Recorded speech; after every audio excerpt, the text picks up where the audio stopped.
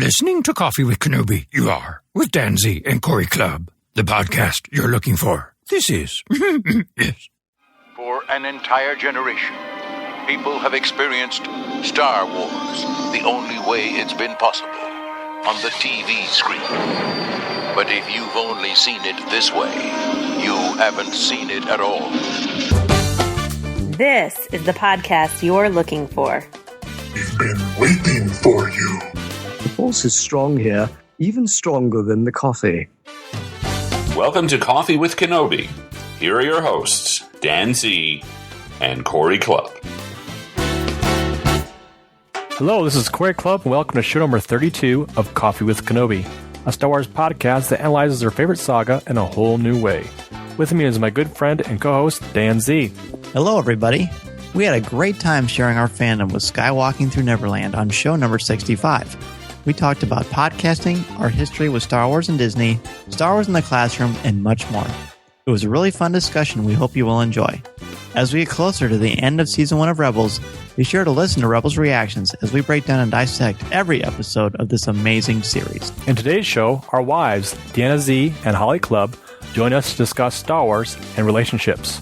We have a great time talking with them as we break down this timely topic, just in time for Valentine's Day. These two are understandably our favorite guests, and we hope you will enjoy the conversation as much as we have sharing it with you. We will also discuss casting news for the spin-off films, celebration announcements. We also have the next offering, a Your Espresso Shot with the Bearded Trio, featuring Rob Wainfur. And now, let's see what's brewing in the Star Wars universe this week. Oh, wait. This is interesting. You found something. I'm about to let everyone in on the secret.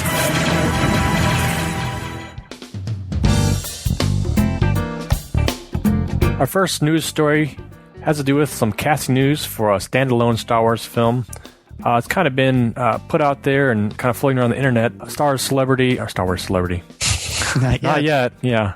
The actress Felicity Jones is set to star in the Star Wars standalone movie that's supposedly coming out after Episode 7 or thereabouts.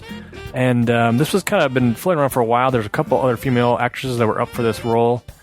Well, we don't know what the role is yet, and I know that the director has been set, Gareth Edwards, who did Godzilla, last year's Godzilla. So we won't hold that against him.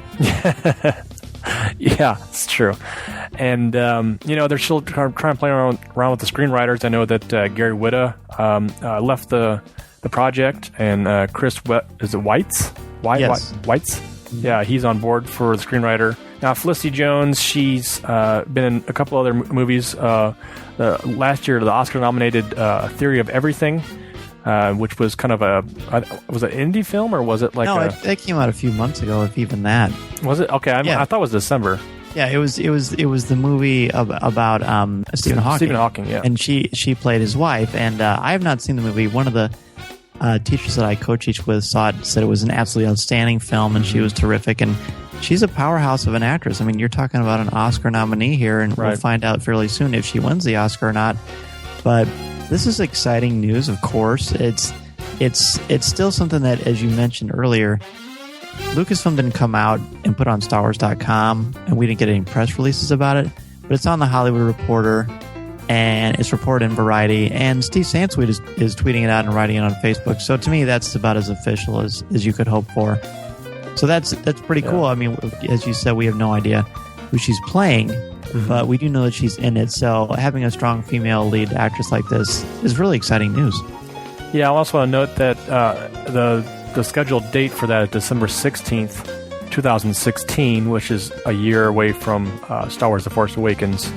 So, I mean, I would assume they're gearing up to start production of some kind. Maybe they'll start announcing some more casting news and possibly a plot line or something like that. So I think the ball's rolling definitely in that corner. So we're definitely going to get a standalone movie, which is, I think, to me, is a little strange. What about you? Just it's the idea of a standalone movie. Really? Mm-hmm. Why do you think it's strange? Just because we've never seen anything like it before? We've never seen like this before. You know, we're used to the Marvel movies, obviously, like Thor or Iron Man, but then obviously Avengers came next and it's kind of, coming full circle there. Where this is already kind of full circle. I feel like we know, the main characters through the saga, and I kind of want that to like play out first through episodes 7, 8, and 9, and wrap that up. And I want to feel, and then we can go to do some offshoots. But maybe this will intermix some things for the next episodes in the series. So I'm kind of excited, but I'm kind of like, this is kind of a weird feeling. We haven't never had this before as far as a feature film.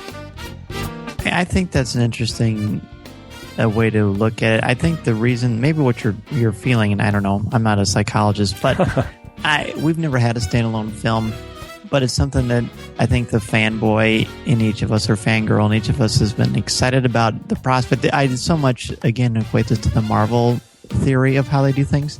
Mm-hmm. And they have like their major Avengers tentpoles. Then they have like Captain America and Iron Man, and those have become tentpoles sort of in their own right because they're so strong on their own. I think at this point, I don't think it's a bad thing to say that I'm more excited about episode 7 than the first standalone film. That's because I don't know anything about it. And I know a lot about who's going to be in The Force Awakens. I mean, Luke Skywalker, Han Solo, and Princess Leia. Mm-hmm. What else do you need? So I'm sure that as time gets closer, we'll be like going wild about that as well. But, again, we always, of course, take our wait and see, but cautiously optimistic. I don't even know if we're cautiously optimistic. I mean, we're pretty wild about this stuff, obviously, and as are all of you. So it's going to be fun. It's good to see that they're getting these kind of quality actresses. So on we go. Our second news story could have very easily been the first one because it just happened the day that we were recording this. But we got a ton of exciting Celebration announcements, and, we're getting closer and closer. I think there are 64 days at the time of this recording until Celebration begins. But I got an email, and I'm sure a lot of people did. All you have to do is subscribe. And it said Carrie Fisher will be at Celebration. And then, so that's awesome. Obviously, Princess Leia will be there. Yep. I've pretty much suspected that, but it's great to see. If you go to actually the Star Wars Celebration website, under special guests, here's everybody that's highlighted so far. We've got the whole cast of Rebels. Of course, Steve Bloom, Freddie Prinze Jr., Tia Sakar, Vanessa Marshall, Taylor Gray. They're all going to be there, which we knew. Mm-hmm. And then we've got Dave Filoni, which we knew. And then Anthony Daniels. So that's part of the announcement from today. Also, Kenny Baker. So that's amazing. Really amazing. So you've got that going for you, which is nice. Mm-hmm. Then it also says Official Picks is back for sure. Carrie Fisher will be autographs. Tattoo artists. You mentioned the tattoo artists, the tattoo alley. There's a bunch of talented folks coming in to eke fans up and get their favorite tattoo either finished or, started or whatever the choice may be. But now, Dan, I think it's your chance. We've talked about it numerous times to get that Chopper tattoo. It's on. I think you should. You do. I'm sure you do. Where are you going to get it? Is there going to be a special spot? Yeah, it's hard. Maybe I thought it would be cool to put it on my biceps, the one I flex. Chopper flexes too. I'd like to see it on your cheek, maybe. Mm-hmm. My face, right? Yes. Mm-hmm.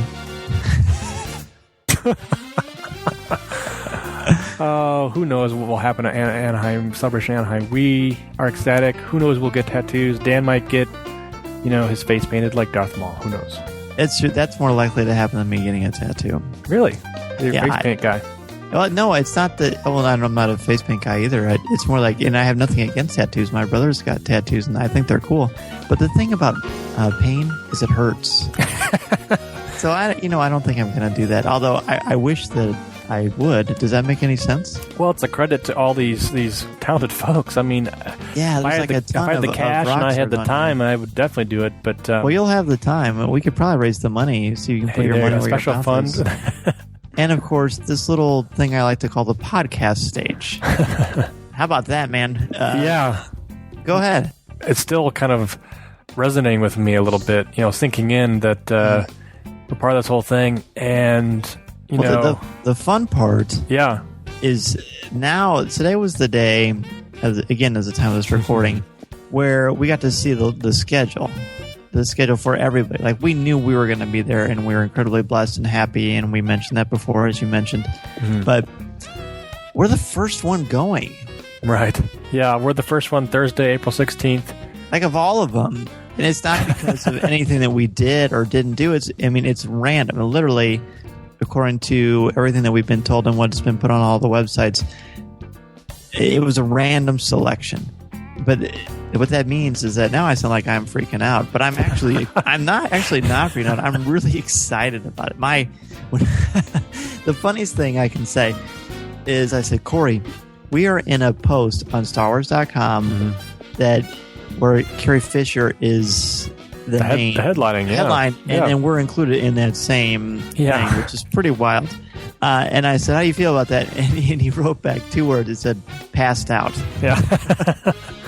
Yeah, he sent the link, and I was like, I thought it was a link to our own site, but no, lo and behold, it was StarWars.com, official, celebration attendees, and just to, like I said, just some of the cast that'll be there, the iconic cast confirmed to be at Celebration, and us just, thrown in the mix there. Yeah. But not only that, but they showed the whole scheduling of all the other podcasts that'll be involved. A legion of podcasts, fan podcasts, they say here. Just tons of our friends, fellow podcasters, fellow fans. The list goes on and on and on. And to be the first one, it's nerve-wracking. Oh my gosh. Why is it nerve-wracking? I don't know. This is our first time doing a panel of any sorts.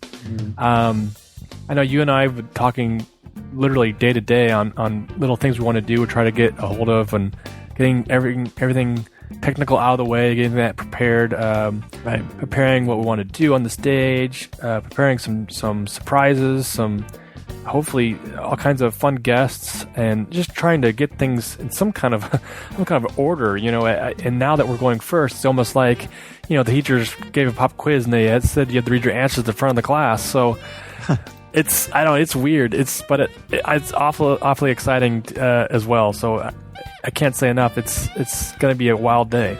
And really, it's not like we have some super secret that we can't share with everybody or don't want to share. Mm-hmm. If there's anything that we're playing this pretty close to the vest, it's because we don't want to mention we're going to do these awesome things, and then they don't happen. Right. Yeah. And not really because of our will or desire or the work we're putting into it, because we're certainly doing our best. But quite honestly, right now, so much of the schedule is in flux, and I've had some insiders telling me this, and so it's hard to make plans and know how to get certain people on when they don't even know yet. Yeah, I know that we've contacted a few people that we're excited about, and they are even kind of like, well, we're not sure yet either. So I think everybody's still kind of waiting for the official kind of schedule to come out as far as their own schedules for things they have to do and get done. And we certainly want to keep that in perspective too. I mean, everybody's there to have a good time, as are we. So we wouldn't want to take away from anybody else's time there at Celebration, and definitely want to boost them. So whatever happens is going to happen. We're excited for just being involved. So and it is fair to say that if things work out the way that Corey and I have planned, it's going to be awesome. It's going to be a lot of fun. Yeah. And, it's going to be fun no matter what, because we get to share our love of podcasting with everybody live. And again, it's Thursday, April 16th, and room 208AB at Celebration Anaheim, at the Anaheim Convention Center, from 11:30 a.m. to 12:30 p.m. The show after that is Rebels Report, KLDAB Talk Radio, This Week in Star Wars, and Radio 1138. That's all the first day. So I think one of the reasons I'm happy when I give the speech, when I was in college especially, not so much in high school, I was way more reserved in high school. Actually, I was more of like a goofball. I know that's hard to imagine. But when I was in college, whenever I had to give speeches, I always wanted to go first. And there were a couple of reasons, but one of the reasons is I wanted to just do it, get it out of the way, and just sit back and enjoy everybody else's. And you also, there's a part of you that likes to just set a precedence for yourself. You're not competing against other people. It's more like you want to be the best version of you. And there's so many amazing podcasts that are going to be on this stage that we're in awe of, and we're going to learn so much from just taking in their shows and seeing the things that they do. And that's pretty cool. So again, very exciting. Please, we have on our Facebook Coffee with Kenobi page, we made an event for it. And right now, I got to be honest, it's looking a little anemic. So there will be a lot of crickets in the room if we don't get more people to sign up. And this is just sort of one of those things where, it's hard. People are very busy. So if you are going to Celebration and you're listening to the show, boy, would we love to meet you and have you be a part of the action. And as you mentioned, we've got some cool giveaways and ideas that are going to happen too. And we're still working on T-shirts. Absolutely. Mm-hmm. Yeah, we hit a bit of a snag, but we're trying to work that out through some other channels. And like you said, jump on Facebook. Push the going button on our Facebook podcasting stage page, and let us know you're going, so we can kind of get some figures in our head, maybe, and some other plot points, and who's going to be there, and who we can say hi to, and just kind of get names on the list, and just get relatively just some thoughts on our own mind to be able to put some things together that just a relative idea of, so we're not scatterbrained. Are we scatterbrained enough as it is? Maybe. Who knows? Speak for yourself. Oh, okay. So if you just can't wait till Anaheim to see us, Dan and I will be going to Indianapolis Comic-Con March 13th through the 15th. Dan and I plan to go on Saturday, the 14th, and spend the day just kind of hanging out and walking the con and checking things out and the events and things. The biggest draw here for us is Carrie Fisher's going to be there. She'll be there Saturday and Sunday. We're hoping to get in and meet her. It'll be a lot of fun. And she's going to be a huge attraction to this, as are tons of other. They got a huge list of giant people from Lord of the Rings, Game of Thrones, Doctor Who, tons of comic stuff, tons of anime stuff. So you guys are into any of that stuff, and you live in the area, check it out. A lot of comic creators, guest creators. I want to check some of these guys out. I haven't been to Comic-Con in any sorts for a number of years now myself, so I'm excited to do it. And we've never been to a comic book convention together. Right. No, we've never been to a comic book convention together. Isn't that funny? I guess we went to that movie premiere, but other than that, nothing. Another big draw, too, is that as Roxy the Rancor will be there. I know, that's going to be really fun. And Tom Gross was on a recent Rebels Reactions with us. He's going to be joining us as well. And we hope to run into Joa from the Cantina cast there, so that could be fun. Yeah, we're in their neck of the woods, yeah. Yeah, it'd be fun to do like a little report from there, and it will actually be our own special correspondence, which that'll be fun. Yeah, we'll be our own correspondents for once, folks. Yeah, that's exciting. Which is cool. It actually, and with everyone they've had, from Ryder and Mike and Aaron and Troy, everyone who's reported and done such a great job for us, they've set the bar very high, so we think that'll be a lot of fun. And as you and I talked about, this will be like a fun little test run for Celebration too. So if you're around March 14th, send us a tweet or a message on Facebook or through our email, feedback@coffeewithkenobi.com, and we'll be sure to say hello. And heck, maybe we'll ask you our 5 questions.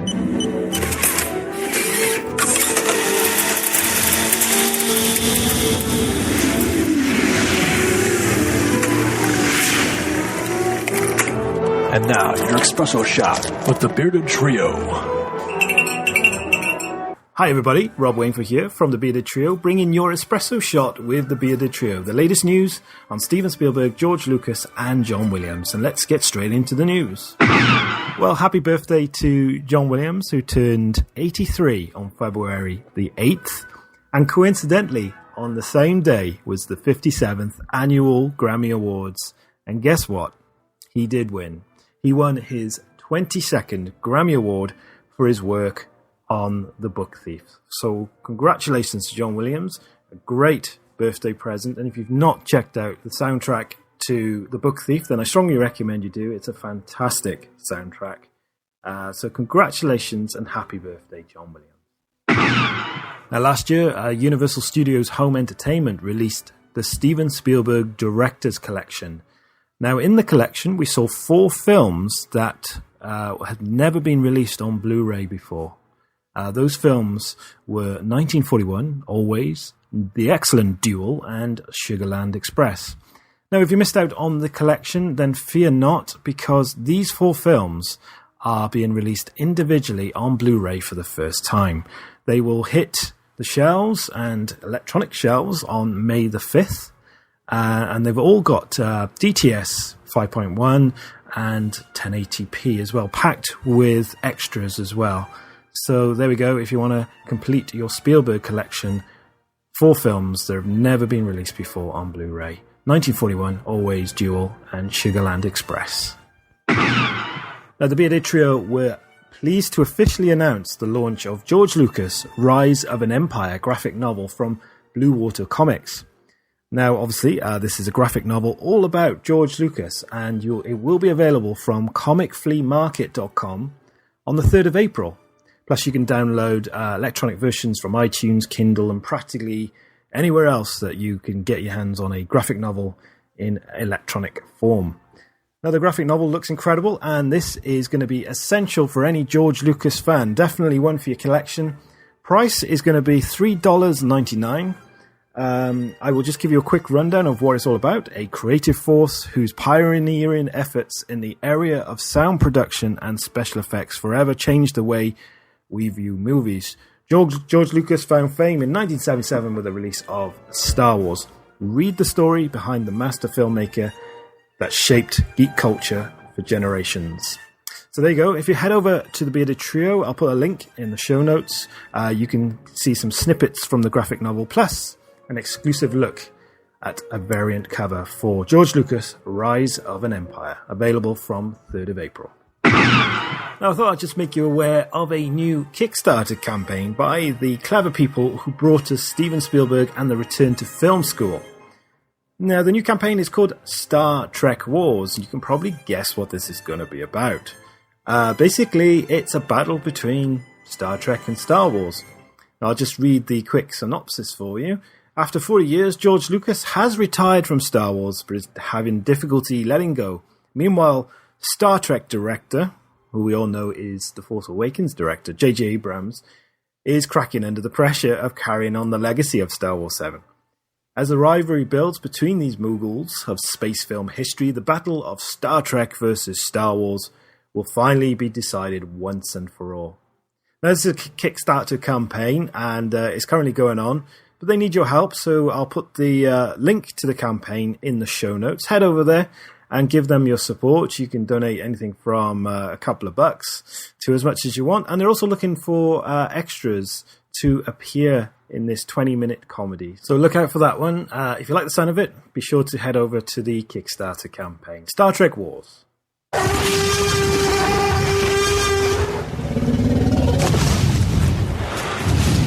Okay, let's just do a little bit of a Jurassic World roundup. 2 bits of news for you. First of all, Chris Pratt's character name.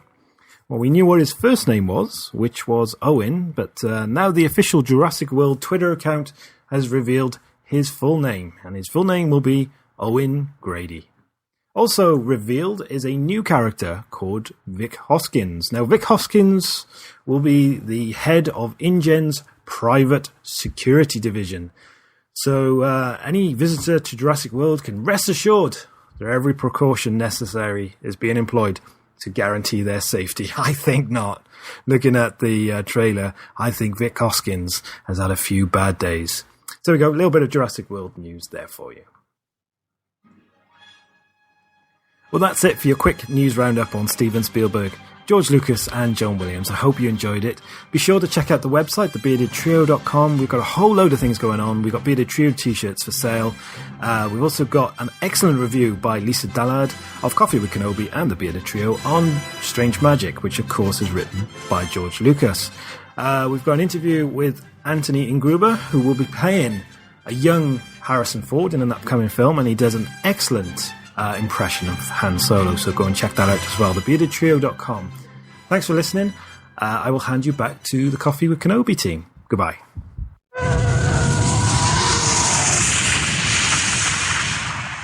Han Solo, Rebel Soldier, Lando Calrissian, and Bespin Guard, each sold separately. From Star Wars, The Empire Strikes Back collection, new from Kenner.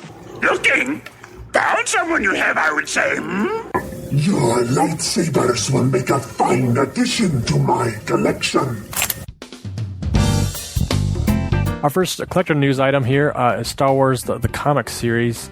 Recently debuted from Marvel Comics. Dan and I were privy to get an early edition copy to review, and certainly was a big one for us comic fans. Dan and I both enjoy comic books very much, and this was a giant thing to come out from Marvel, obviously taking over the rights again for the Star Wars series. And this was issue number 1. Dan and I both sent out blog reviews of of the issue number 1. You can find those on our Coffee with Kenobi webpage under our review section. And I would say, it's interesting because I even find myself thinking about it nowadays, and it's still kind of hard to believe that these are canonical issues moving forward here. And just the stellar job that the creative team did with this brand new series and made it really feel like it jumped right off the screen. It was excellent. Yeah, and Matt Moore is our comic scribe and just a comic aficionado, and he had an awesome review for it too. So I definitely wanted to mention that. And he's the one who, if you want to find the latest comic book news from Star Wars, he's on it, with Kenobi.com, Matt has it. So be sure to check that out and tell him hello because he's doing an amazing job. Yeah, Star Wars number 1.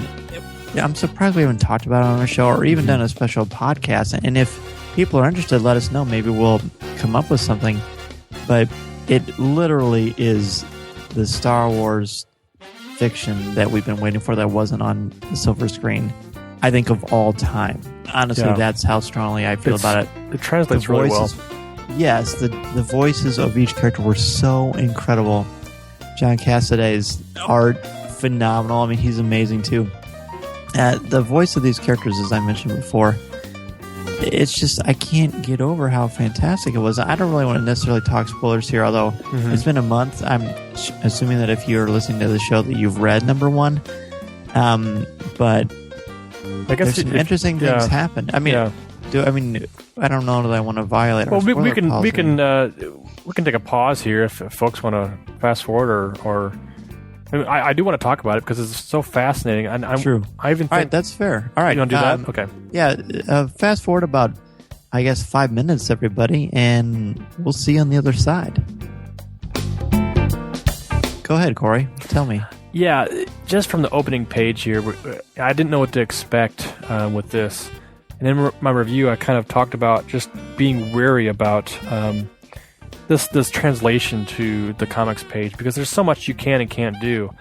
You don't have a voice, obviously, as far as an audio to be able to translate, the mannerisms of speech. So, but to do that in a comic book and from panel to panel, like you said, John Cassaday's artwork is incredible. It really is. He was a perfect pick for this. And of course, the translation comes from the great writing from Jason Aaron.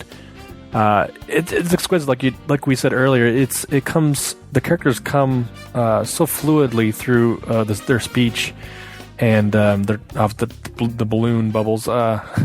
It's funny to think of that way. It's just like you're reading their text there, and I in my mind I was reading it in their voices. Seeing them say these things, and it was incredible. It was great. It was incredible. It literally like pulse pounding and obviously we know that all these characters are going to make it because we know Empire Strikes Back and Jedi and The Force Awakens and on and on. But I found it like very intense. Yes. And like you said, we were fortunate enough that Marvel sent us some review copies. So when you're looking at these digitally, at least I was looking at it on my Mac, and you can change if you want to do one full screen or 2 pages. So I did 2 pages so it would feel more like a comic, an actual comic. And then just the opening thing has the crawl, and you can just hear the Star Wars booming, the sound of John Williams' score. And it has the opening crawl. And just the entrance of Leia and Han and the way they kick butt, Yes. break onto the scene. And then let's just fast forward a little bit. There's some interesting things with dismemberment, and I really think we should do almost like a Clone Wars or Rebels reactions on these issues because they're pretty electric. But the ending panel is the stunner. And again, if you are spoiler wary, please don't listen to the next few minutes of this, but Vader and Luke have a confrontation, or they're going to have a confrontation at the end of issue 1. And this raises all kinds of questions. We always were under the impression that the first time they meet face to face is an Empire on Cloud City. Yeah, it seems like. But go ahead. Not necessarily. And at the time of this recording, I've read issue number 2, and Corey hasn't. Yeah, so I'm not going to say anything. Yeah, it was bittersweet the end of that comic because they did meet, and my thought was always they always met on the Cloud City and had the duel, but if you think about it, the way they engage each other is not necessarily. I even think back. I was like, is this not their first time meeting? Obviously now it's not. This is maybe their second or third or fourth time. I don't know. I hope almost not. Canonical. Yeah, I mean, we know it is. We know that. Well, we used to second, third, or fourth time. We've only seen one time. We don't know. No, that's true. We don't. It just seems so. I don't know. It seems weird. Like, I guess that makes sense. I mean, it makes sense. It does make sense, though. So, I guess they could have met along the way in between Star Wars and Empire. You know what bothered me more than that? What's that? Was seeing AT-ATs. Really? I feel like the AT-ATs should wait until Empire. I know that's probably well, that's how we first. That's how we first see them, though. That's that childhood memory of going, oh my gosh, those things are huge, and you see them on screen, you see their scale. Now you see them in comics, you're like, wait a minute, this isn't Empire. This is it's precursor to Empire. But the other thing too is, I thought it was really cool. Spoiler alert as well. Chewbacca's got a sniper rifle ready to blow Vader's head off. Oh, was that cool? That was so awesome. And the way the panels are, like the way the lightsaber blade moves. Yes. Oh my gosh. And deflects it, and Leia's like, get rid of him. Mm-hmm. Get rid of him. Yeah. Because he's, one of the people responsible for blowing up her planet. And so that was powerful. There's some powerful character stuff here. This is, if you're in any way, shape, or form on the fence about this comic and the fact that it's canonical, number one is a must read. It's a must read for Star Wars fans, I say. And I want to say too, they do the droids justice as well. Yeah, they are just as vibrant on the page here as they are on the screen. Yeah, down to the characterizations of C-3PO and just struggling as he does, and then R2-D2 just jumping into action. So it's... And 3PO, I think, has a more authentic voice in here than he does in the prequels. It seems more like authentic, old school 3PO to me. Yes, I agree with that. Just the right amount of timidness, bristling, but not annoying. Just on the cusp, but still has enough to make him charming. That's what he's there for, just to play that role. He's charming, and he pushes the envelope and of what people will be put off by. And I thought that Jason Aaron, man, I didn't really know much of Aaron's work before this, but phenomenal stuff. Check it out. The other thing too is let us know what you guys think of the series so far. Yeah. And if you want us to go into more detail, let us know if you want more detail. Do we want us to do like a mini session on this? Because this is something we're passionate about as comic fans and Star Wars fans, and let us know. Definitely check us out on Facebook or send us a message on Twitter. We'll let you see what you think.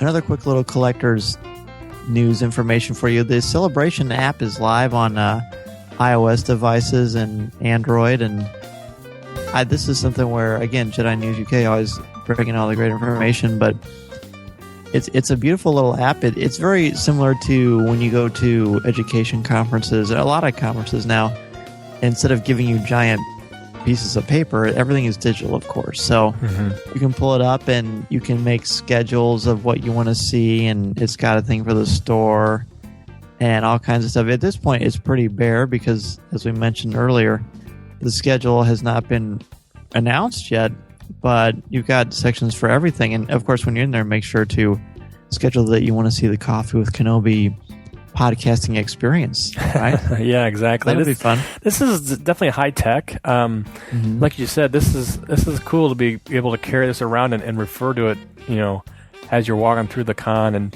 and if you're looking up guests and panels and whatnot, and exhibitors. It's got everything on here to kind of format your schedule and get it going. This is a neat little application. I'm glad they put it together. It's a lot of fun, and it reinforces the artwork that we talked about earlier too in an earlier show. Yes. It's got that vibe. Artwork. So very cool. Hi, this is Deanna Z and Hollie Clubb, and you're listening to Coffee with Kenobi.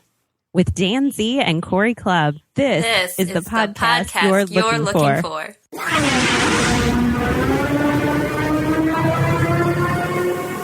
Luke, you're going to find that many of the truths we cling to depend greatly on our own point of view. I must be allowed to speak. You've taken your first step into a larger world. Our topic for show number 32 is Star Wars and relationships. What does Star Wars have to say about love and romance? What place does Star Wars have in your relationships? And how important is it to you that your significant other likes Star Wars? Joining us on this relevant topic for Valentine's Day are the loves of our lives, Deanna Z and Hollie Clubb. We are blessed to share our lives with them and are delighted to have a cup of coffee with them. Welcome, Deanna and Hollie. Thank you. Thank you. Well, first time podcasters. It's all right. This is our first time podcasters. Yes. All right. Well, ladies, it's been such a exciting thing to have this happen for us. Corey and I, since the very beginning, have been talking about having our wives on to talk about this, and we know how big your Star Wars fandom is, it's right? Huge. It's immaculate. Yes, it's huge. Sure. Yeah. Mm-hmm. Oh yeah, and you can tell the excitement is just you can just sense it across the airways. It's very exciting. So we'll just start with you, Deanna Z. What were your thoughts and experiences with Star Wars before you met your husband? I don't know that I had a Star Wars thought before I met you, but experiences. My two boys would watch Star Wars while I was driving in the car, so I heard Star Wars actually before I saw any of them. But no, I don't know that I had any thoughts about Star Wars prior to meeting you. Well, I'm glad I could help enrich your palate. Hollie, what about you? Well, I always thought Star Wars and Star Trek was the same thing. It's all right. Now we know. That's okay. Mm-hmm. It's all good. So the next question is, I'll start with Hollie this time. When did you first realize your husband was a Star Wars fan? All right. While we were dating, we stayed up late one night and watched all the previous Star Wars, getting ready to go to the theater to watch a new one. That's right. I remember that because I think you fell asleep. I did. Watching those. And just to inform everybody, it was episode 2, and she says previous ones, meaning 4, 5, and 6, and episode 1. And I think we watched all of them, but I don't remember. Well, I don't mean he did. Maybe I did.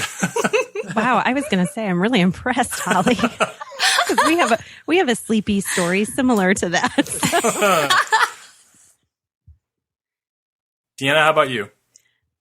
I guess the first time I realized he was a Star Wars fan was when I walked into his classroom at school and saw posters and things like that. But I guess the time I knew it was serious is when I got a Star Wars T-shirt for a Valentine's Day gift. And then I knew this was something a little bit more than just a poster hanging in his classroom.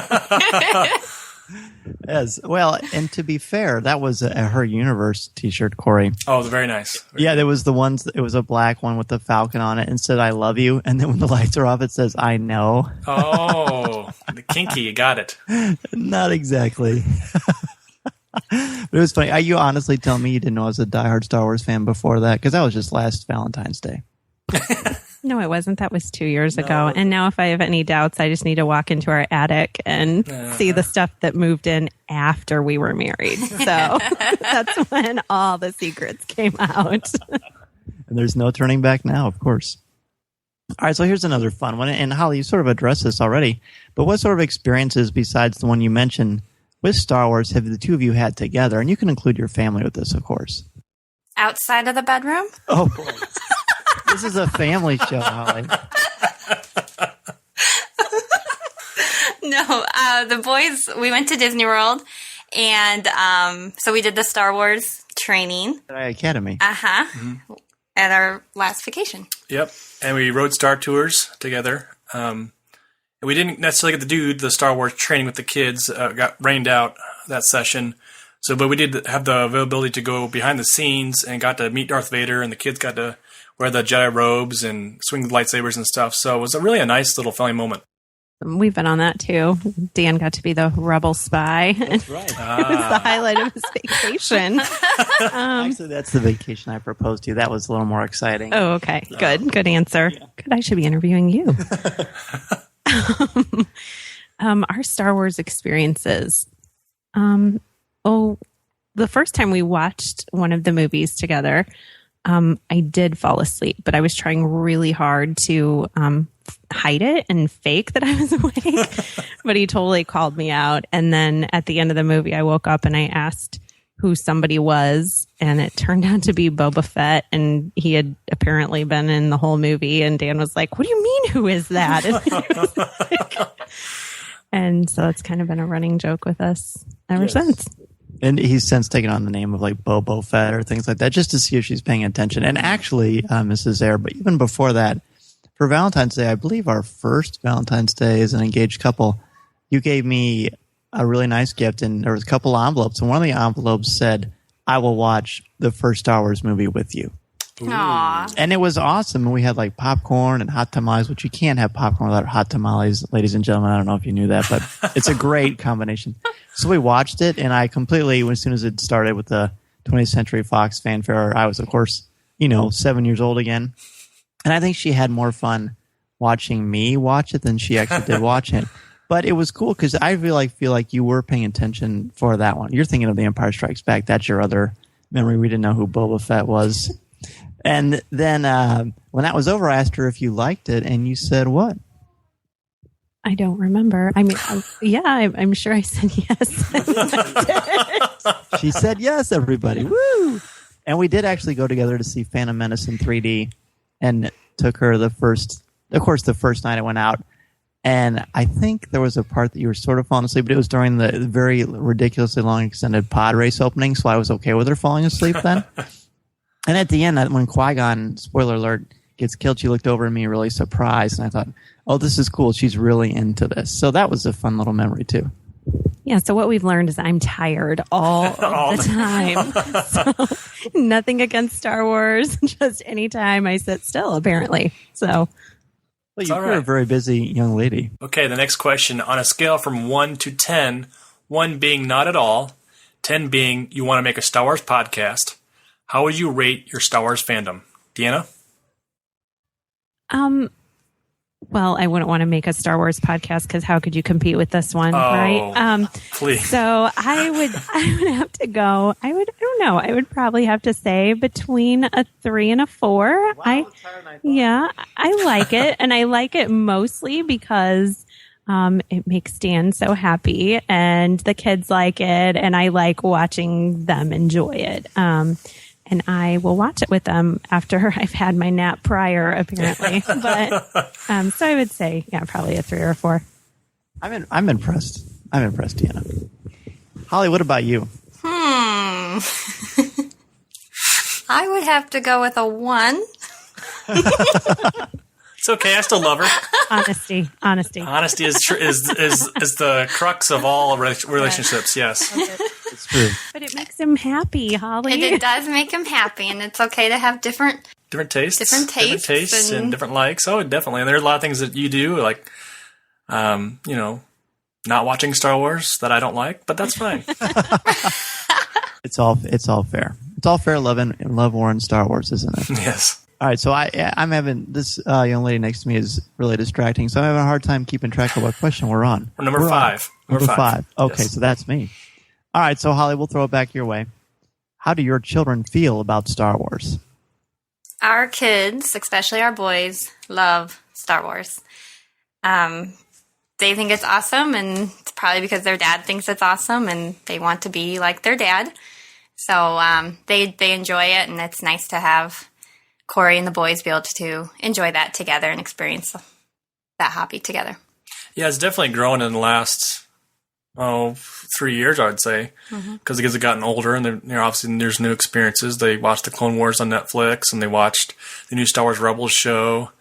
So they've really gotten to experience it, as they've gotten older now, and now there's kind of a little bit more content for them that's kind of age appropriate. And their daddy is a big Star Wars guy on iTunes. Yes, yeah, they actually were jealous tonight that Mom was going on the podcast and they weren't. I think for our kids, it's they like it a lot.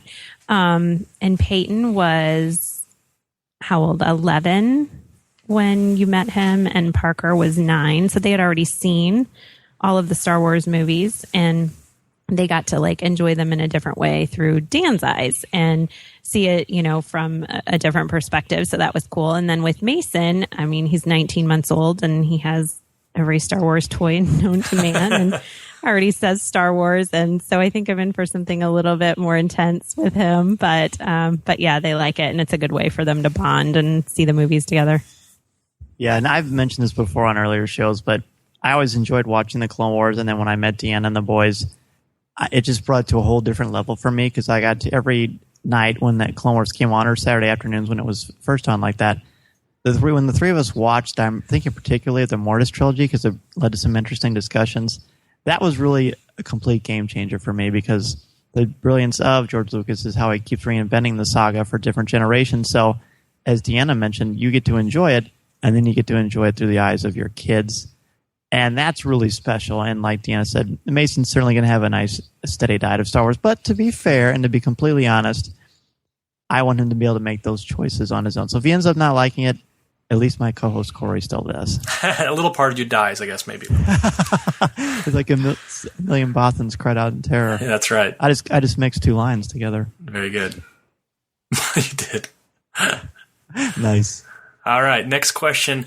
How has your opinion of Star Wars changed or modified over the years, Holly? Well, I know that Star Trek and Star Wars are 2 different things now. She just found that out tonight. That was the big progress tonight. Yes. Yeah, I don't know. I don't know. That was a good answer. I think how can you get any better than that? She's plateaued. So that's a good moderation, folks. I mean, you're not going up, you're not going down, you're staying the same, and that's okay. I think that's good enough for me. Did you say a plateau is moderation? Yes. Okay. You're plateauing about something. Yes. Okay.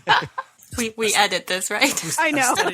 A steady line. How is that not a plateau? And you come up to you come to a certain point and you plateau on something. That's true.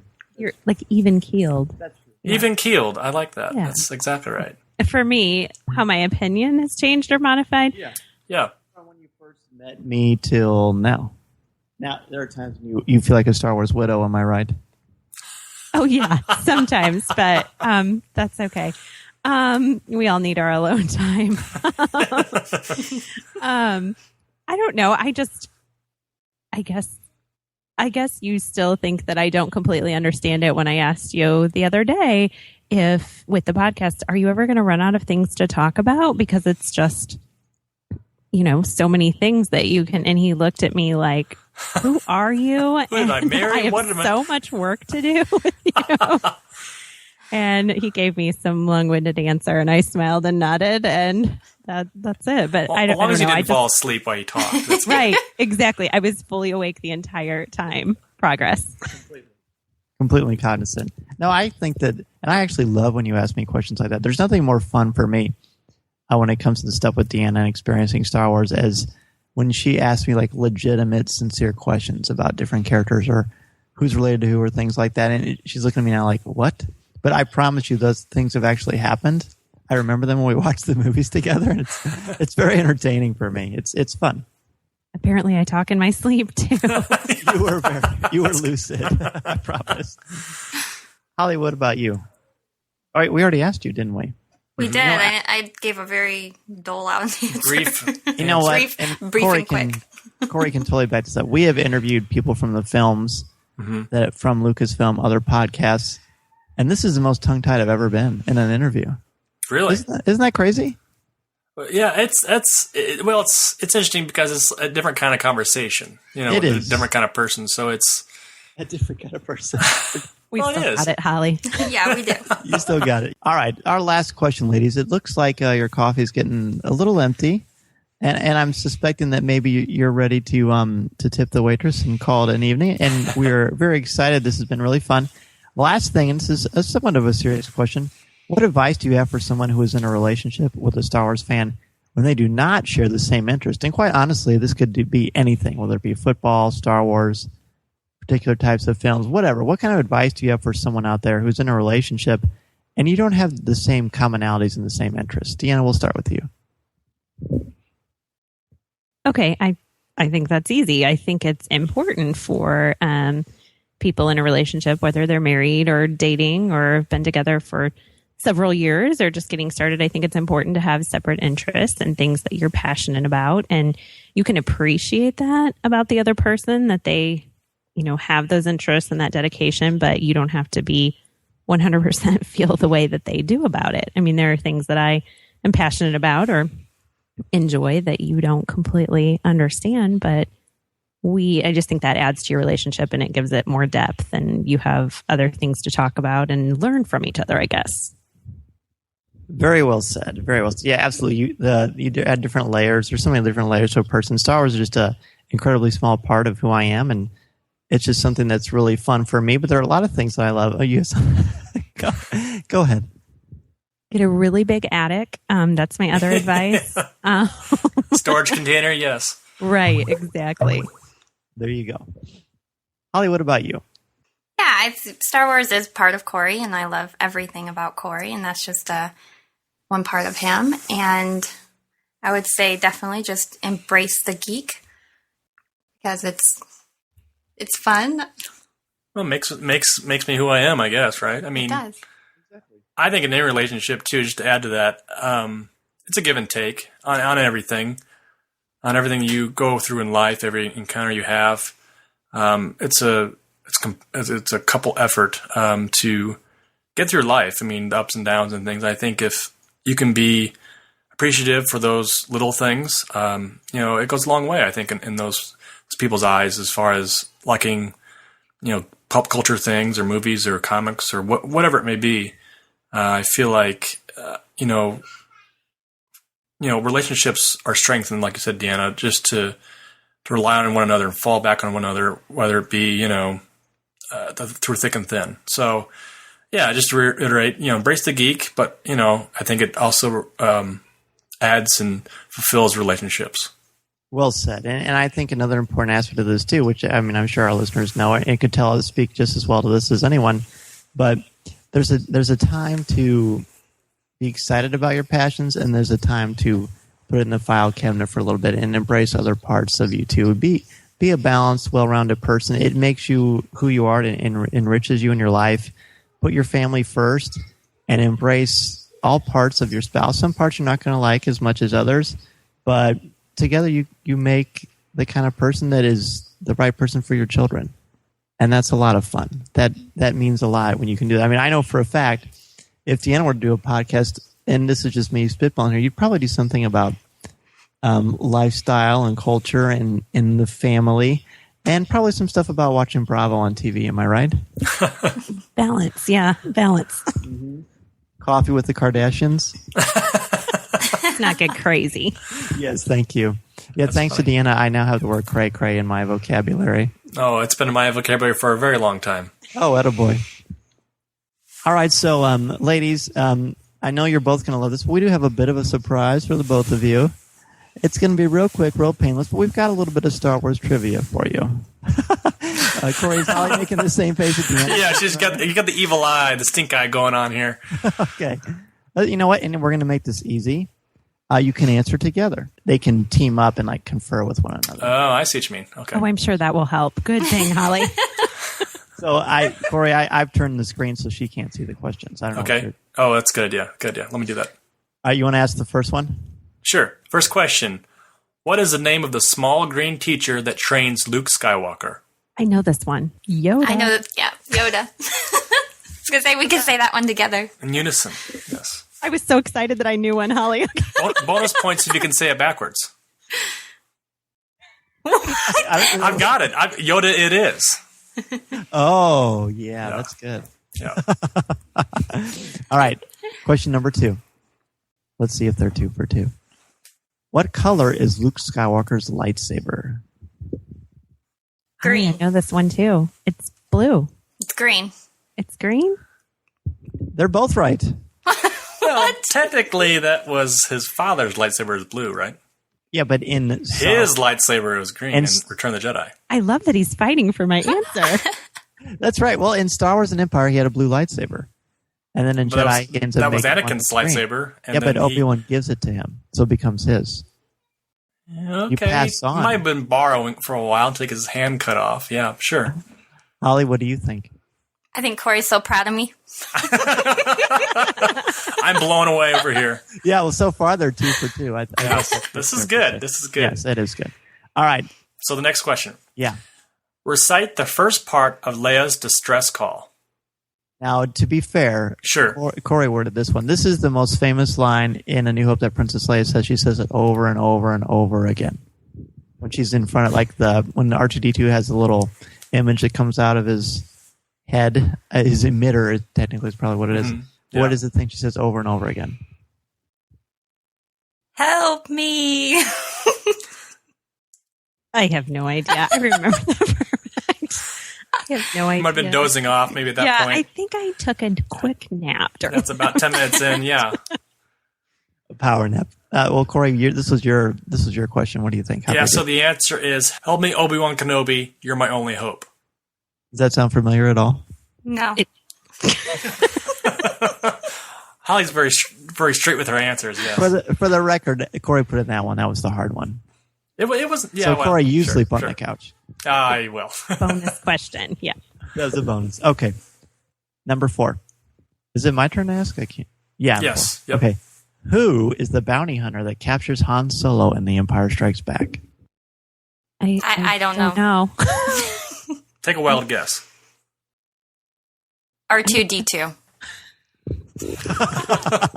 And we see Boba Fett. There you go. Oh, there you go. That's just my favorite.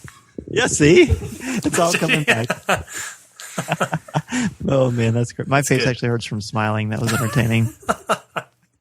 R2-D2 is a bounty hunter. That's his new and breaking. Hey, this could be breaking news, yes. All along, yes. How many trivia questions are there? There's only a few more. We're halfway done. Halfway through them. So, next question. That's good. Like she wants more, like good more, I think so. It's like I good, think so. no more. Mm-hmm. Okay. What is your husband's favorite Star Wars movie? Dan's is Empire Strikes Back. You got it. Gee, it sounds like some coaching there, but go ahead. No, I just talk about it probably more than anyone probably should. True story. Holly? Star Wars 4? I guess that's technically right. I mean, I guess. See, here's the thing. You know, you ask a Star Wars fan, "What's your favorite movie?" and it could be any day of the week, and it could be changed. It could be any of them. So technically, any answer is correct. So what would you say yours is? Today is Tuesday, so it'd be whatever you say. Oh, good answer. Aww. Done. Did I nail that? And the lightsaber was blue. I'm back in the bed. Yes, that's good. All right. Your husband's... Holly, this is for you first. Your husband's favorite character. Chewbacca. All right. No, that's incorrect, but here's the story on that. For Christmas... You're tall and you're hairy? Hey, there's other characters that are nice about me, too. For Christmas, she got me as a Chewbacca bobblehead to put in my car as my co-pilot. So, I can't say he's not my favorite character, but I would choose probably Han Solo over him. Really? Yeah. Is that why you think of me as Han Solo and you as Chewbacca? No, that's not the reason, but... All right, Deanna, what about you? I'm interested in what you say about this, because I have pretty much a main one, but there's a few you could pick. I don't know. I'm torn between two, but I'm gonna go with Yoda. That it would be 1A, I would say. Who would you say is number 1? Han Solo. Darth Vader. What? Yeah, I like his redemption story. When you see Return of the Jedi, you'll understand. Will I? That was the line. That was your line of the night. That was good. Great. All right, next one. Han Solo's ship is called the Millennium Eagle. True or false? That is false, Corey. You sure about that? It's the Millennium Falcon. Whoa. So proud of you. Yes, Wow. very good. Man, she even called me out, too. Like Do you know fan. why I know that? Because I was in Chicago a few weeks ago, and that's what Dan had me looking for him. So that, truth be told, that's the only reason I know. You know what's even better about that? I had to go to the Disney store to get those metal replicas, those die-cast ones. Yeah. And actually, I was sending her after the ad. But and he would have gotten the wrong one. Either way, you can't. But you would have got him one. That's the deal in the end. So that's right. I guess we can't really ask Holly that one because Holly, did you know the answer to that? I did. Oh, I did. I would. Good answer, Holly. I was ready. It was just on the tip of my tongue. Millennium Falcon. I was afraid she's going to say American Eagle, but I guess that wouldn't be right. Yes, there you go. All right, Corey, this is you. This is you, my friend. I thought I was. Oh yeah, you were off target tonight. I'm the even. Stay on target. Stay on target. Okay. Focus that was in. Ladies, that was a Star Wars quote. Okay, speaking of quotes, last one. Quote a line, any line used by Darth Vader. Go ahead. Okay. I forget. Okay, I'm going to say it wrong. But when he says, "Luke, I am your father," that one is that good? Is that what he says? Judges. Yes. Yes. Very good. This is true. Yep. Very good. Holly, do you have any extras? I thought that's the only thing he said. This is probably the most key phrase he's ever said. Yeah. So, I mean, yeah. It's very good. You want to take a stab in the dark? Very good. Well, ladies, that is all the trivia we have. Right? Okay. That was fun. It was fun. And just honestly, in all honesty, was this as bad as you thought, or was it a lot of fun? No, it was not as bad as I thought it would be. Oh, boy. What did you think? I just don't know how entertaining your poor listeners will find this. So our apologies. I think they're going to find this extremely entertaining. We've received quite a few emails and tweets and saying how people are excited to hear from our wives. So you certainly both did not disappoint. You were both outstanding. We thank you so much, not only for being on this show, but for being the kind of people that you are and being such loving, awesome people. If it wasn't for you, this podcast would not exist because That's you exactly right. support us, you give us the time, the energy, and you build us up. There are ups and downs to everything. And just that you support us the way that you do, I mean, it's one of the many, many things I love about you, Deanna. So thank you very much. Oh, that was nice. That made it all worth it. I echo Dan's sentiments, but to my wife. And that's good. That's good. That's good. Yes, I'm trying to stay in the positive here. Yeah, I think the way to put it is if this podcast wouldn't exist, honestly, it really wouldn't if we didn't have the support of our families and our wives and our kids and everybody who is out there cheering us on. And of course, that comes from the home front, the first and foremost. And of course, whenever we, have, George Lucas on, I'm sure, we'll have to ask our wives first if it's okay. So yeah, and honestly, if it wasn't for the support of Deanna, I don't even know that I would be going to Celebration. So I mean, another reason that Deanna's the rock star. I was going to hide Holly in the luggage container. Is that? Oh, does she know about that? She does now. I do. Okay. I do. Very good. Well, thank you again, ladies, so much for being a guest on Coffee with Kenobi, and we look forward to maybe someday. We have anything planned, but maybe have you return and just sort of see how things are going. Just sort of check in. Thank you again so much for being guests with us. Thank you for having us. More to add, do you? Our first discussion email comes from Lenny Klein, and he says, Star Wars has a commentary on relationships through both trilogies. The main point seems to be how important it is to have beneficial relationships. In the prequels, Anakin and Padme have most negative consequences, obsession, etc. This ultimately leads to their downfall. While Han and Leia improve each other, Han becomes a beneficial and honorable member of society. Leia now has a life. It also just shows relationships' importance to people in general, how it makes life worth living. Now on to your question of how important it is for your significant others to like Star Wars. I would say it depends on the relationship. It would depend on how and why they met you, and why they're together in the first place. If they have something else in common, then not so much. But if that's what they founded their relationship on, then of course. For me personally, I would certainly like it very much if they did, but I certainly wouldn't leave someone or not date them just because they don't like Star Wars. And that's from Lenny Klein. Lenny, some good points here, definitely coming from the heart and fandom as well. Like we mentioned before with the ladies, I think it's a give and take too, and it doesn't matter what you're into.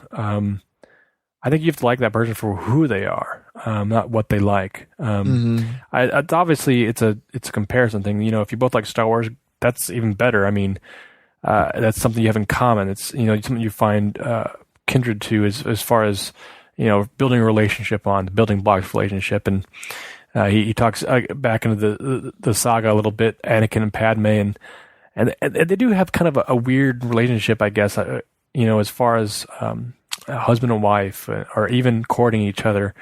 It's a little off-putting. Secret. Even when you're married, that has to be a secret, which is it's difficult. It's very Romeo and Juliet, that part of it. I mean, there's certainly the tragic elements of it as well, and it leads to death and destruction for both. Very similar to Romeo and Juliet. And I've always thought about Romeo and Juliet as far as the way they interact with each other in their dialogue, and I've always thought of that in comparison with Han and Leia, but that's mostly because of The Empire Striketh Back by Ian Desher. So it's interesting that Lenny mentions this, because it made me think about that aspect in a different way.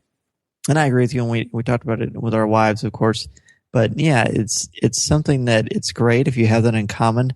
But if not, it's an opportunity to teach each other about things that you're passionate about and let that conversation flow. And you have to prepare yourself, because not everyone's going to love everything that you love in the way that you love it, but they'll have other things that they like too, and they may, whether it's Star Wars or something else. It's still a positive thing because it makes you both more well-rounded and learn more about each other, which is really fun. I also want to add too, if he mentions here somebody who doesn't like it, I wouldn't press it upon someone else either. I'm not that type of personality. But, if it's something they just really do detest, find something that person likes, and try to grow your liking to that, even if you don't like it.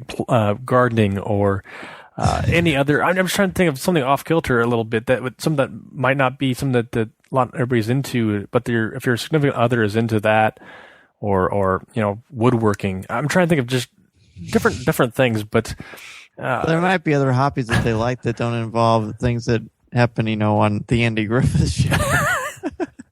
Yeah, whistling down the street. I don't know if that's a pastime, but no, I just think that look for something in their section, in their little world that you can kind of grow your own liking to and appreciate something maybe that you wouldn't give a second glance to. It certainly would reflect, obviously love towards them. I think love is the key point here, but certainly some good thoughts. Our next email comes from Brian McKinney, and Brian writes, "My wife had never seen the Star Wars movies before, so when they were re-released in the theaters in the 90s, I took her to see them. But she still does not love them as much as I do. When looking for names for our firstborn, I brought up the name Luke. She loved it for a boy's name. When the doctor told us we had a boy the day he was born, my first words to him were, 'Of course, Luke, I am your father.' The nurses thought that was awesome. Unfortunately, she would not let me name our second son Chewie." And he's kidding. "Keep up the great podcast. You guys are doing great, and I listen to you in the squad car at work. Always love seeing a new episode available." Well, Brian, thank you so much for emailing. This was another particular thrill for me, because Brian and I know each other. We know each other pretty well, and he has since moved to another part of the state, and he is very busy protecting the community, as a policeman. He's a state trooper, and he's a great guy. We worked together at Chuck E. Cheese, of all things.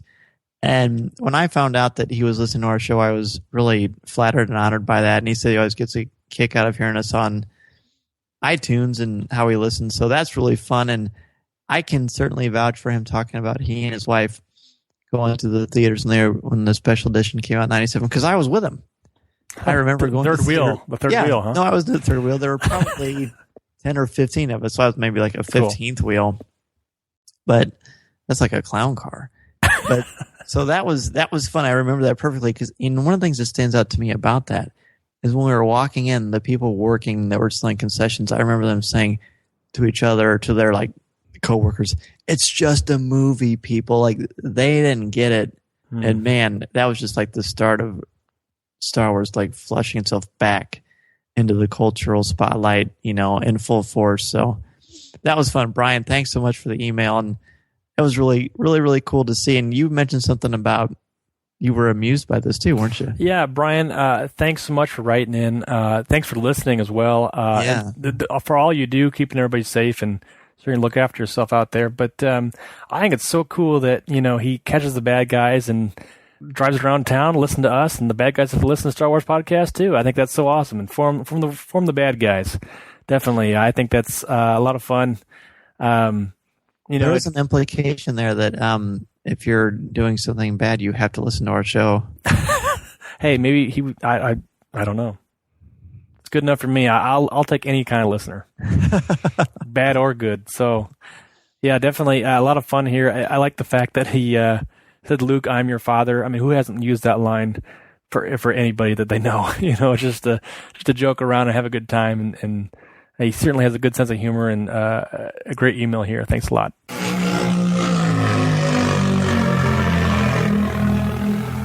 Our topic for show number 33 is the power of social media in Star Wars fandom. What role does social media play in the Star Wars community? How have your experiences in social media impacted your fandom? What burden of responsibility is placed on the individual, and to what extent do we shape the culture through our interactions? Joining us on this topic is author, Twitter aficionado, and Star Wars icon, Bonnie Burton. 300 words or less, be sure to send us an email or MP3, your thoughts, comments, questions, and opinions to feedback@coffeewithkenobi.com. I like the sound of that.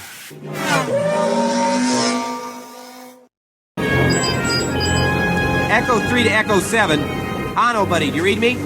I saw part of the message. I seem to have found it.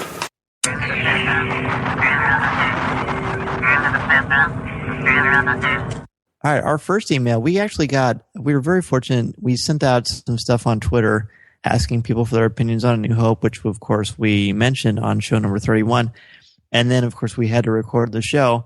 And we still received more emails on the topic, and we wanted to share them with everybody because they're really good. And the first one's from Jeff Roney, the host of Once Upon a Time podcast. And he and his wife have been awesome to us and to our show, and they've given us some great tips and helped us with some things and just been good listeners. And they sent us some really nice cake pops. Yeah, those are awesome. Yeah, so that was good. Thank you again, you two. But here's what he put. He sent us a top 10 of things that he loves about A New Hope, and this is cool. So, you know what? I don't know if he purposely did number one is most important or not, but I'll just go backwards just to make it fun. So he put number 10, it gave us hope after the dismal war and Watergate period of time. Number 9, the fast dialogue is still some of the best of the whole series. Number 8, no matter what your beliefs are, you can watch Star Wars and take something away that you relate to. Number 7, the effect, even though it's a bit dated, they're awesome. The Star Destroyer opening, come on. That's what people used to break into for a new flat screen TV. You bet. Number 6, a flawed hero is someone we could relate to. 5, the hero's journey was a perfect roadmap in the script that resonated with so many people. Number 4, it inspired people to write, draw, and be creative as fans. I really liked that one. Number 3, it affected everything. I remember seeing Star Wars scenes recreated in a haunted house. Not scary, Cantina, Vader and Obi-Wan battle, and Leia's projection. Number 2, it inspired people like me to listen to soundtrack music and appreciate classical music. And number 1, it, and some movies during that time, played in theaters for more than a year. Well, that's a wonderful cultural little reflection, Jeff. Thank you for sending that with us. Sorry we weren't able to get to it for show 31, but we're so happy that we get to share this. And what do you think? I already mentioned as I was reading this. I liked so much that it inspired people to write and draw and be creative. I mean, how many filmmakers do you think were inspired from A New Hope? Oh, tons, and they still are. Yeah. I mean, I think that still impacts pop culture and fan communities today. And just to continue this list, is just some great anecdotes here as far as his thoughts on the era. A lot of stuff was everything was kind of coming to age as far as the film and industry. Like I said, it was in the theater for almost over a year. That's crazy to think about back in 1977. And his point on the soundtrack music. I listen to tons of soundtrack music nowadays, and that score was so iconic. It's left us such a jarring memory in everybody's consciousness of that era. They had to go pick it up. Plus, yeah, I mean, I remember thinking, oh man, I'm listening to classical music, and just because it was the Star Wars score, and just hearing that music just makes you think of the scene so specifically and the characters, and then like you use that when you're playing with your action figures, and it was great. Very good stuff, Jeff. Thank you so much for sending it in and for all you do for Coffee with Kenobi. The next email comes from Ryder Waldron, and he says, "Hey guys, my earliest moments of A New Hope are seeing it on the recorded VHS tape that my dad had recorded from HBO. I was 1 year old when it was in theaters, so I don't remember it even though my parents took me. It was a perfect movie when I was a kid because I could always put myself in Luke's position and be the hero of the galaxy. Now that I'm a parent, the movie has changed for me a bit, but I still love it. That's the great thing about Star Wars movies. Now, I love more of the subtleties of A New Hope, such as Obi-Wan telling Luke about his history with Luke's father, Uncle Owen saying he fears for Luke has too much of his father in him, and Han Solo gradually changing throughout the movie. It seems like every piece of dialogue can be analyzed for a deeper meaning and is a lot of fun for me now at this point in my life." And that comes from our good friend Ryder Waldron, who blogs for us. It is just like everybody's memory has these moments that they can relate to, and throughout the years too. I always pick up things too, rewatching it as my kids watch it, and they pick up things as well, and you just learn a little bit more piece of the saga as you watch it as you get older, and you see things you really haven't seen before in a new light. You've seen before, but not in that way, and I think that's so cool. I just can't mention any really other movie in my consciousness in the moment. Maybe another one would be Raiders of the Lost Ark that would be that iconic to me, and obviously is to Ryder and so many people. Well, I love that he brought up when it came out on HBO. There was recently, I think maybe Skywalking Through Neverland put it on their Twitter, because they have a thing where this day in Star Wars history, and it showed the cover of the HBO guide. They used to mail you a little, it's like a miniature size magazine, like a little miniature flat Reader's Digest of the HBO schedule. And it had R2 and 3PO on the cover. I remember seeing that and just my mind exploding that Star Wars was on HBO, even though I had a copy of it and I could watch anytime I wanted to. But just knowing it was on HBO was very exciting to me. Great memories. And Ryder, you're right. And you love it as a kid. And then when you have a child, it just takes on a different meaning too. So you've got multiple ways to enjoy our favorite saga. So pretty fun. Our next email comes from Priest James Worthington, who is also a blogger for Coffee with Kenobi, and he writes, "Luke is masterfully portrayed. As a farm boy brat here, Lucas knew where he was taking the character. He gives an incredible sense of adventure while making us believe that we are capable in ourselves of just as much great things. Come on. Even my 9-year-old tries to reach for the remote using the Force. It hasn't worked yet, and he's still determined to make it happen, as are we all." Well, thank you, James. That was awesome, and I agree. I mean, I personally, not necessarily with A New Hope, but I always think of, when I'm trying to reach for something, I think of Luke hanging from the Wampa cave at the beginning of Empire, trying to get that. But yeah, that hero's journey, being capable of more than what you first realize, is one of the things that we love so much about Star Wars. Yeah, there's been times in my lifetime that I've kind of tried to use the Force. I'll put it out there. Well, everybody does it when you're walking in the grocery store. I still do. Definitely, I still do. Yeah, you just whoosh, the doors slide open and you're Vader, and definitely, and it's so fun. Really? Why do you put it Qui-Gon? Because I just remember him doing it very distinctly with his hand in Phantom Menace. Like he was really. It's Liam Neeson. Liam Neeson. Even Doors don't mess with Liam Neeson. He's kind of like Chuck Norris at this point, isn't he? Oh, that's a good point. I like that. The next email comes from Josh Whitson, and he put the email out to all the best Star Wars podcast. We're humbled to be part of that. And he goes on to say, "I've been wondering for some time if the Sand Trooper was going to get renamed. In Rebels, we see these guys all over the place, nowhere near sand. Instead, looks like the shoulder pads now were just replacement for some type of ranking among stormtroopers. My suspicion was confirmed when I looked at the quote-unquote poster Hasbro put out, which lists what we previously referred to as a Stormtrooper as a Stormtrooper commander. Just a thought there, and that's from Josh Whitson. Thanks, Josh. I get confused in the rankings sometimes too. Even with the Scout Troopers and Elite Troopers and all those guys. I mean, there's so many, I think, sometimes, and obviously got different jobs and things. And we originally see them as Sand Troopers. I don't know if that orange plate is like a reflective thing to keep the glare off your face in the sand. I don't know. Well, he sent that to us and he sent a picture with it in the email. Mm-hmm. And sure enough, it is mentioned instead of Sand Trooper as a Stormtrooper commander. And that is a Rebels thing, because if you look at Adam Bray's Star Wars Rebels visual guide, which I was just looking at it the other day, it does show that pad on there is indicative of being a high-ranking Stormtrooper. So that's interesting. So, Josh, thank you for sharing that. We all learn from each other, and we appreciate you passing that along. Our next email comes from Sean Grooms, and he writes, Yo, I've been relentlessly pursuing the story about discounted Disney park tickets for Celebration attendees. I first saw the article on Jedi News back in December, and after looking into this, I found there was considerable savings, $90 for a one-day hopper instead of $150. I contacted them online through Disneyland Celebration, and no one could verify.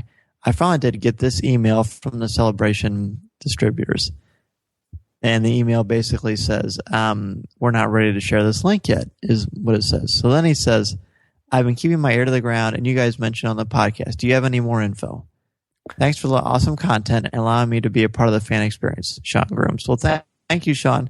If you look at the Star Wars Celebration website right now, and I'm going to pull it up while we're talking about this, there is a link to get tickets, and we'll just go ahead and put that the show notes there. Yeah, in the show notes. But you go through travel. You go to StarWarsCelebration.com, show info, and then travel, and then there's a thing for Disneyland ticket discounts. Now, the day that we're recording this, it says that there's an option to buy the tickets from April 13th. They're good for April 13th through April 24th. So when people are there. And if you click on that and go to the online ticket store, it does give you the option. And that's new, actually. Mm-hmm. It's got a one-day ticket for $89 if you're a convention goer. And then it's got a hopper for $136 for 10 and up. So that's certainly a little more expensive than maybe originally it was. So maybe they've revamped their prices. So I would go ahead and check it out. It's something I'm literally looking at for the first time. There's a Twilight convention ticket, and it says for special events or conventions that the link was created for. So I don't know if the special event is literally just the fact that Anaheim Star Wars Celebration is going on, or if Disney is putting on something special at Disneyland for Celebration Anaheim attendees. That would be news.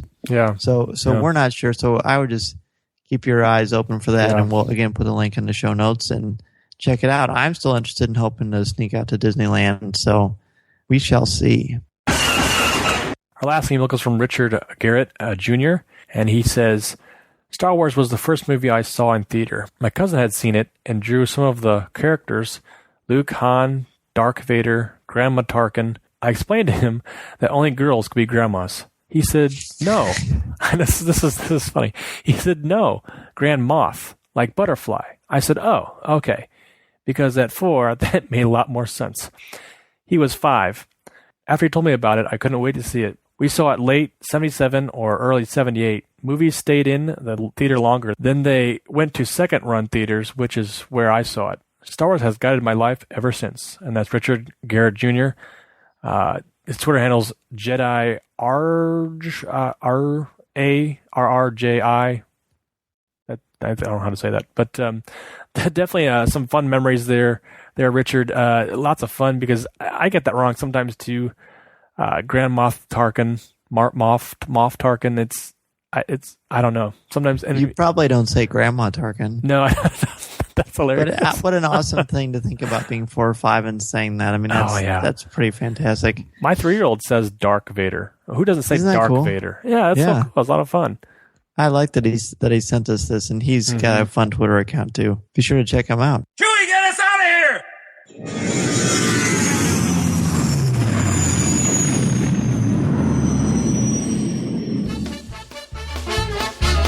If you would like to respond to our question of the show, have a comment, or just want to say hello, send us an email or MP3 at feedback@coffeewithkenobi.com.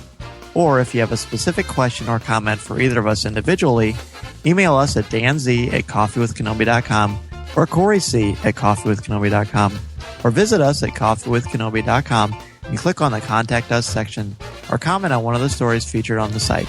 If you enjoy the show, please write a review in iTunes or Stitcher. You can also like the show on Facebook at facebook.com/coffeewithkenobi, as well as keep up to date at our Twitter feed at Coffee with Kenobi. You can also find us on Tumblr at coffeewithkenobi.tumblr.com. If you enjoy the jazz music, the album is Eye to Eye by Steve Torok. Give the evacuation code signal. That's it for show number 32 of Coffee with Kenobi. A huge thank you to Deanna and Hollie for being a part of the show and for putting up with us each and every week. We couldn't do any of this without them, and we are two lucky podcasters. Thanks also to Rob from the Bearded Trio, to everyone who contributed to this show, and to all of you out there who listen and email Coffee with Kenobi. Don't forget to send us your comments and opinions on the topic for show number 33, The Power of Social Media in Star Wars Fandom. This is the podcast you're looking for. This podcast is not endorsed by the Walt Disney Company or Lucasfilm Limited. It is intended for entertainment and informational purposes only. The official Star Wars website can be found at www.starwars.com. Star Wars, all names, sounds, and any other Star Wars-related items are registered trademarks and or copyrights of Disney and their respective trademark and copyright holders. All original content of this podcast is the intellectual property of Coffee with Kenobi unless otherwise indicated. There's no one here. Move along. Move along.